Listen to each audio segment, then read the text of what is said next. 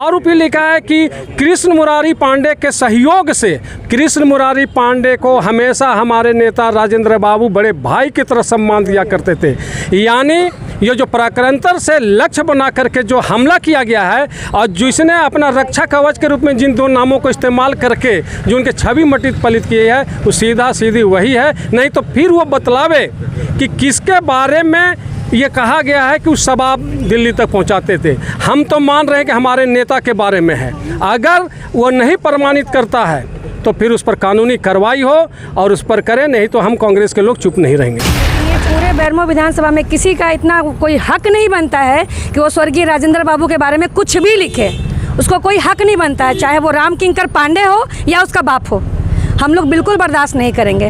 हमारे नेता की कोई भी बेइज्जती हम लोग बर्दाश्त नहीं करेंगे और अगर 2 दिन के अंदर उसके ऊपर कार्रवाई नहीं होती है तो हम सारी महिला और पूरे बेरमो विधानसभा के सारे हमारे भाई बंधु माता पिता जितने भी लोग हैं हम लोग उसके घर में घुस के चढ़ाई करते। नमस्कार, आप देख रहे हैं बेरमो टुडे। मैं हूं अफरोज़ आलम। इस वक्त हम मौजूद हैं बेरमो थाना में और आप देख सकते हैं हमारे पीछे ये तमाम जो है कांग्रेसी कार्यकर्ता है। आपको बता दें कि सोशल मीडिया में एक पोस्ट के बाद जो है ये मामला पूरा गरमाया है और कांग्रेसी कार्यकर्ता थाना पहुँच गए हैं। और क्या मामला है चलिए इन्हीं से जानते हैं और आखिर इतनी संख्या में क्यों ये थाना पहुँचे, क्या है पूरा मामला। देखिए, आज सुबह जब फेसबुक अकाउंट का खोल करके जब पोस्ट देख रहे थे उसी में फुसरो का रहने वाला बेरमो थाना क्षेत्र के अंतर्गत इलाका है झब्बू सिंह कॉलेज के पास का राम किंकर पांडे, उसके वाल पर जब नज़र पड़ी तो हम लोगों के जो प्रेरक नेता हैं जो लाखों मजदूरों के वो आधार स्तंभ में माने जाते हैं उनके बारे में बेहद आपत्तिजनक टिप्पणी की है।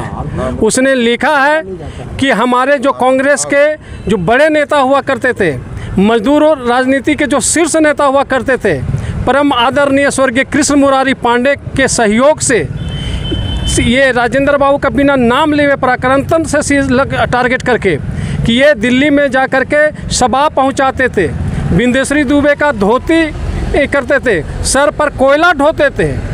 इतना बेहद आपत्तिजनक टिप्पणी के बाद हम लोगों के अंदर एक उबाल आया। चूँकि हम लोग उनसे प्रेरित होते हैं इसलिए तमाम कांग्रेस के लोग आए हैं और बेरमो थाना का घंटों घेराव करने के बाद हम लोगों ने 2 प्राथमिकी प्रतिवेदन दिया है। एक प्राथमिकी प्रतिवेदन हमारे प्रखंड अध्यक्ष छेदी नोनिया जी ने दिया है और एक हम विधायक प्रतिनिधि के नाते एक हमने लिखित आवेदन दिया है कि इससे हमारी भावनाएं आहत हुई है और हम प्रशासन को ये आगाह कराने आए हैं कि ये त्वरित इस पर कार्रवाई हो और जो स्वर्गीय बिंदेश्वरी दुबे, स्वर्गीय कृष्ण मुरारी पांडे और हम सभी के पूजनीय नेता राजेंद्र प्रसाद सिंह के जो छवि पर जो हमला किया है, देखिए व्यक्तिगत जो है ये आक्षेप इतना घिनौना है। इसकी प्रतिद्वंदिता अगर हमारे जो यशस्वी विधायक है अगर उनसे थी उन पर कुछ लिखता तो बात समझ में आती, लेकिन ये जो है सीधा सीधी जो लोगों के आस्था से, जो लोगों के विश्वास से, जिनके लोगों के सम्मान के साथ, जिनको लोग नज़रिए से जो देखा करते हैं हमारे आदरणीय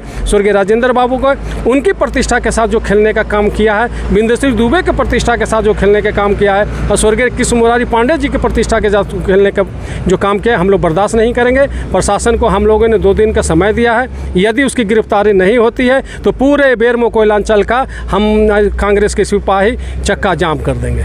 उस टिप्पणी में जो है नाम खुलकर नाम नहीं लिखा गया है तो कैसे उसमें समझ में आया कि वो स्वर्गीय राजेंद्र प्रसाद सिंह के खिलाफ लिखा गया? ऐसा इसलिए समझ में आया है कि उस व्यक्ति ने लिखा कि कोयला ढोते थे, फिर उस व्यक्ति ने लिखा कि धोती ढोते थे।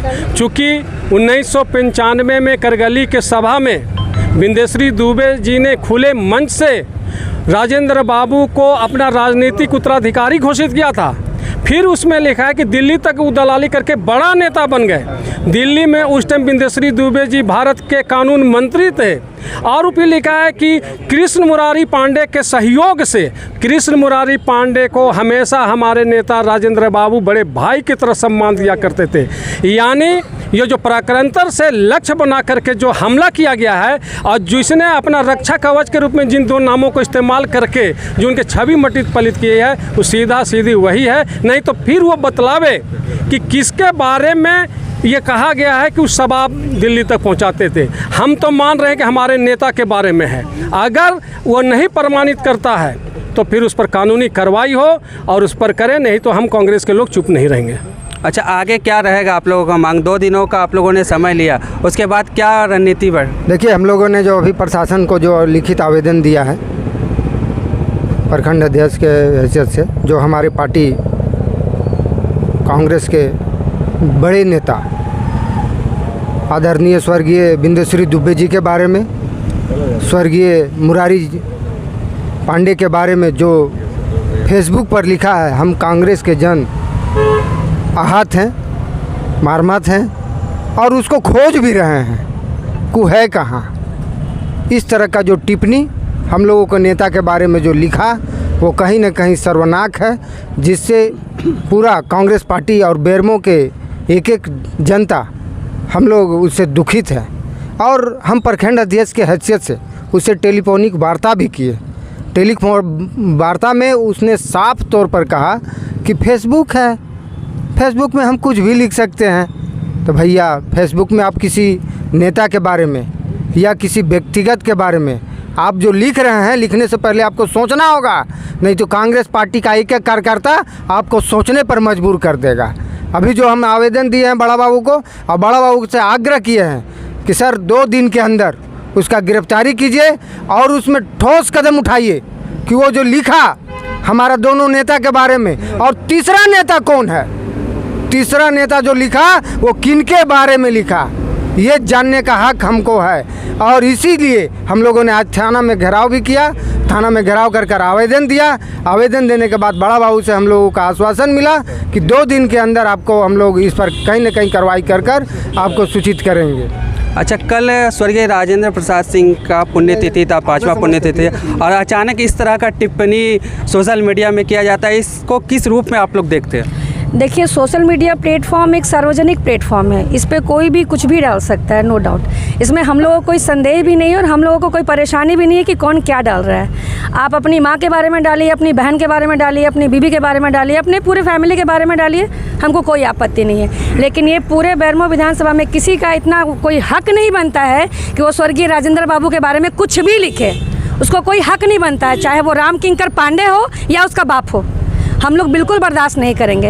हमारे नेता की कोई भी बेइज्जती हम लोग बर्दाश्त नहीं करेंगे। और अगर 2 दिन के अंदर उसके ऊपर कार्रवाई नहीं होती है तो हम सारी महिला और पूरे बेरमो विधानसभा के सारे हमारे भाई बंधु माता पिता जितने भी लोग हैं, हम लोग उसके घर में घुस के चढ़ाई कर देंगे। और पूरा यूथ कंप्लीट कांग्रेस उसके घर पे रहेगा। और चाहे वो पटना भागे या दिल्ली भागे, आना तो उसको बेरमो में ही है। क्या कहेंगे इस पूरे मामले के बारे में? हाँ, ये बोलिए। वो ऐसा बोलते हैं, जितने भी इसकी निंदा की जाए वो कम है।